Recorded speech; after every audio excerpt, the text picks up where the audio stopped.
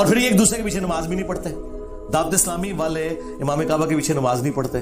جو امام کعبہ کے پیچھے نماز نہیں پڑھتے, مسجد نبوی کے امام کے پیچھے نماز نہیں پڑھتے, وہ آپ کو نماز کی دعوت دے رہے ہیں تو وہ اپنی نماز اور اپنے فرقے کی نماز کی دعوت دے رہے ہیں, اسلام کی نماز کی. ہاں بالکل. ہاں یہ ہم پیچھے کھڑے ہیں, ہم نے کہا پیچھے سے امام کے اللہ اکبر. بھائی جو مصلی پہ کھڑا ہے حضرت وہ بھی تو دیکھو نا, یہ کس امام کے پیچھے ہے؟ آیا کہ یزید کو امام کہنے والا ہے یا حسین کو امام کہنے والا ہے؟ کیا کہنے, تو ذرا اس بات کو سمجھو نا. حالانکہ جب حضرت امام حسین کو ہم امام کہتے ہیں تو ہم بیچ میں صحابہ کرام علیہم رضوان کا لحاظ بھی رکھتے ہیں, یہ یاد رکھ لیجئے. لیکن میں نے ایک اشارہ دیا ہے. آقا کریم علیہ السلام نے ارشاد فرمایا ان اللہ اختارنی واختار لی اصحابی واختار لی منہم اربعہ.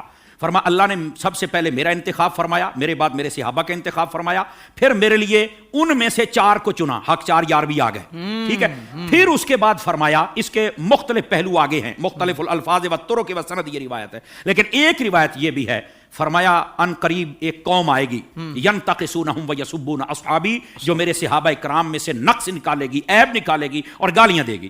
فرمایا جب یہ آئے تو حضور ہم نے کیا کرنا ہے؟ فرمایا لا تواکلوہم ولا تشاربوہم ولا تسلموا علیہم ولا تسلوا معہم ولا تناکحوہم او کما قال علیہ السلام. میرے آقا کریم علیہ السلام نے فرمایا نہ ان کو سلام کہنا ہے, نہ جواب دینا ہے, نہ رشتہ دینا ہے, نہ لینا ہے, نہ روٹی پکا کے ڈالنی ہے, نہ ان کے ساتھ کھانی ہے. اور میرے نبی کریم علیہ السلام نے فرمایا مر جائیں تو جنازہ نہیں پڑھنا, ان کے ساتھ نماز نہیں پڑھنی, سمجھ آ رہی, ان کے ساتھ نکاح نہیں کرنا.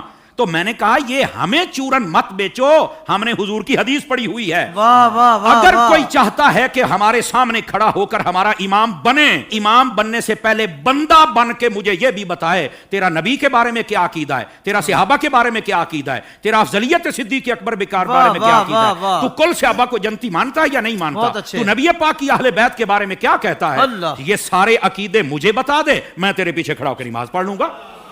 کیا کہنے, کیا کہنے. ویسے یہ جو نمازوں کا شوق ہے نا, میں صرف اتنی بات بتا دوں بھائی جان, یہ ترمذی شریف میں روایت موجود ہے. ایسی روایات جب آتی ہیں تو پھر بیٹھ جاتے ہیں کیڑے مکوڑے, یتیم العلم یزید الفکر, وہ بیٹھ کے کہتے ہیں کہ نہیں یہ یوں نہیں, یہ یوں نہیں, یہ ٹھیک نہیں. میں نے کہا حضرت جب آپ کی اصل ہی ٹھیک نہیں تو آپ کو یہ بات کیسے سمجھ آئے گی؟ نبی پاک علیہ السلام تشریف فرما ہے, ایک شخص آ گیا, اس نے کہا حضور فلاں شخص فوت ہو گیا, جنازہ پڑھانا. فرمایا ہم نے نہیں پڑھانا اس کا, حالانکہ مشکاہ شریف پڑھ لو, حضور نے فرمایا جب کوئی فوت ہو جائے مجھے بتا کرو, جنازے میں پڑھاؤں گا. آپ اس بات کا اظہار فرمایا کرتے تھے کہ جنازہ میں نے پڑھانا, میں نے مفہوماً و مختصراً بات سنائی. اس کا جنازہ کیوں نہیں پڑھا؟ جب سوال پوچھا گیا تو آقا کریم علیہ السلام نے فرمایا انہ کان یبغض عثمان ابن عفان, یہ میرے عثمان سے بغض رکھتا ہے. جب حضرت عثمان کے بغضی کا جنازہ نہیں پڑھنا تو بتاؤ پھر ابو بکر کے بغضی کا جنازہ ہم کیسے پڑھ لیں؟ بتائیے کیسے ہم ان کے پیچھے نمازیں پڑھ لیں اور ان کے آگے کھڑے ہو کر ان کے جنازے پڑھائیں اور ان کے ساتھ ہم پیار کی پینگیں چڑھائیں اور ہم ان کو جفیاں ڈالیں؟ بھائی ان سب کو سمجھنا چاہیے یہ ڈائریکشن ہے سیدھی سڑک, یہ شفاعت نگر کی ہے. اس سڑک پر آ جائیں جس کا نام راستہ اہل سنت ہے, ہم تمہارے پیچھے کھڑے ہو کر نمازیں پڑھنے کے لیے تیار ہیں. تو جب عقیدہ ہی واضح نہیں ہے تو آڈی پنجابی کہندے نے ویکھ کے زہر تو کوئی نہیں پیندا. حضور شاہ صاحب ہماری پنجابی ویکھ کے زہر تو کوئی نہیں پیندا, تو پھر ہم تو نہیں پی سکتے. ویسے اگر کسی کو زیادہ شوق ہو نا, بس نہیں وہ قرآن پڑھتے ہیں تو چھوڑو جی چھوڑو, داڑھی بھی ہے تو چھوڑو جی چھوڑو, مصلی پہ ہے, تو میں نے کہا آبا صاحب اللہ کی تفسیر اٹھا کے دیکھ لے, یہ تیرا شوق بھی پورا ہو جائے گا. حضرت حافظ صاحب ہوا یہ کہ حضرت فاروق اعظم کا زمانہ اقدس ہے, ایک قریب محلے میں امام آ گیا, اس کو نماز کے لیے ہر نماز کے اندر جب وہ قرات کرتا ہے تو آبا صاحب تولا پڑھتا ہے.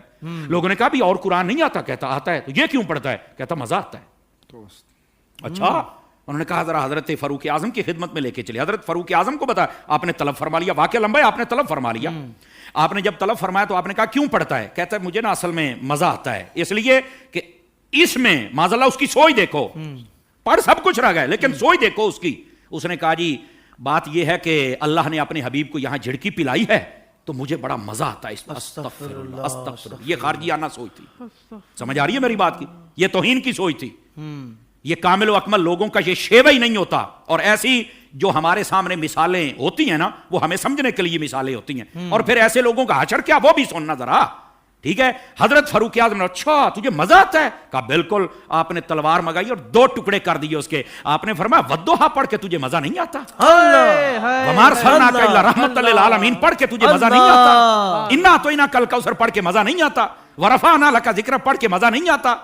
یعنی جو قرآن پڑھ کے دل میں توہین مصطفیٰ کی رکھے جب اس کے پیچھے نہیں ہوتی تو جو سرعام میلاد پر کفر کے فتوے لگائے ان کے پیچھے کیسے ہو جائے گی؟ اللہ امام کعبہ کے پیچھے نماز نہیں ہوتی. کوئی کہے کہ بھائی وہ کعبے کا امام ہے اب اس کے پیچھے بھی نماز نہیں ہوگی, اگر وہ غلط ہوگا تو پھر اللہ تعالیٰ نے اس کو کعبے کا مصلی کیوں. یہ پرانے کسی پٹے سرازات ان کے جوابات علماء بارہا دے چکے ہیں کہ بھائی معاملہ یہ ہے کہ کسی بھی جگہ پر قابض ہو جانا اہل حق ہونے کی علامت نہیں, وگرنہ آپ کا جو قبلہ اول بیت المقدس ہے وہ اسرائیلیوں کے قبضے میں, تو کیا کہیں گے یہودی حق پر ہے. اور پھر آپ تاریخ کعبہ اٹھا کر کے دیکھیں 25 بار ایسا ہوا ہے کہ کعبے کے مصلی پر ایک ایسا بندہ شیعوں تک کی امامت کعبے کے مصلی پر ہوئی ہے, تو کیا کہا جائے گا کہ پھر وہ درست ہوئے, ان کا دعویٰ ہوگا وہ درست ہوئے. تو ایسا نہیں ہے, جبرن قابض ہو جانا اہل حق ہونے کی دلیل نہیں ہے.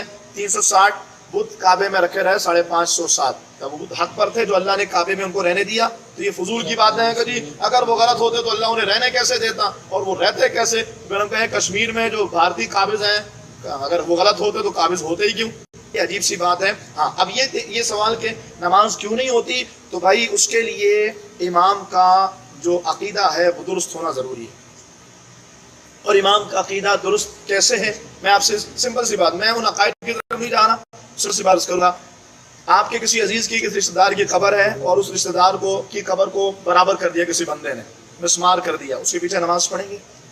جنت البقیع میں 10,000 صحابہ کرام کی قبروں پر بلڈوزر چلا دیا گیا, پھر بھی ہم کہیں کہ یہ وقت پر ہے.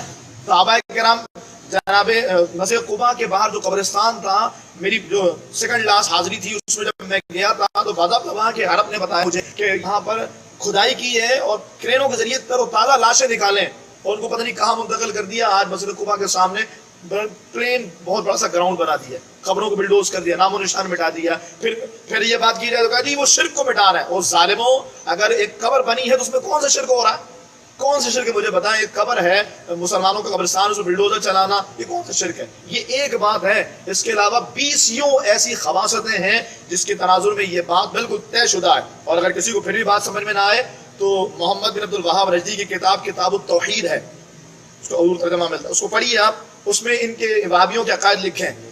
جس محمد بن عبد الوہاب نجدی کو یہ لوگ اپنا مقتدا مانتے ہیں, جس کا نظریہ بھی سعودیہ میں رائج ہے, اس ابن عبد الوہاب نجدی کو پڑھیں تو آپ کو پتا ہوگا ننگی گالی اس نے اپنی کتاب میں دی ہے, اور یہ سارے اس کو فالو کر کے اس کو اپنا بڑا, اپنا امام, اپنا مقتدا مانتے ہیں. وہ توصیف الشیطان جب اس کا نام لیتا ہے تو رحمۃ اللہ علیہ پتہ نہیں کیا کیا بول رہا ہوتا ہے. تو اس لیے ایسے لوگوں کے پیچھے نماز نہیں ہوگی جن کے عقائد درست